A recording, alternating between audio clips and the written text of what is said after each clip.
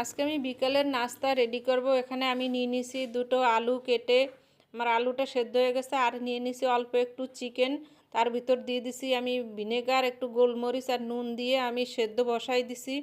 আমার চিকেনটা সেদ্ধ হয়ে গেছে। এখন নিয়ে নিছি সব কিছু, আমি একটা প্লেটে সব রেডি করে নিছি। এখানে চিকেন নিয়ে নিছি, আলু সেদ্ধ নিয়ে নিছি, পেঁয়াজ কাটা নিয়ে নিছি, আর নিয়ে নিছি ধনে পাতা। এখন দিয়ে দেবো ধনে গুঁড়ো, জিরা গুঁড়ো, আর দিয়ে দেবো একটা ম্যাগি মশলা, কেননা আমি ঝাল দেবো না, ঝাল দেবো আমি গোলমরিচের গুঁড়ো দেবো।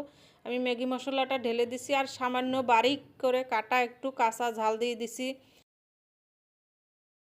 আমি একটু ভালো করে আলুটা মিক্স করে একটু গোলমরিচের গুঁড়ো দিয়ে দেব।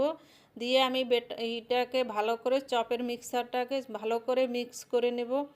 এই যে ভালো করে ধনেপাতা দিয়ে টিয়ে আমি সুন্দর করে মাখিয়ে এটারে মিক্স করে নেব। ব্রেডটাকে আমি মিক্সারে গুঁড়ো করে নিয়েছিলাম, এখন এটা মিক্স করে দিয়ে হাতে করে এখন ক্যাটলিস আমি বানিয়ে নেব।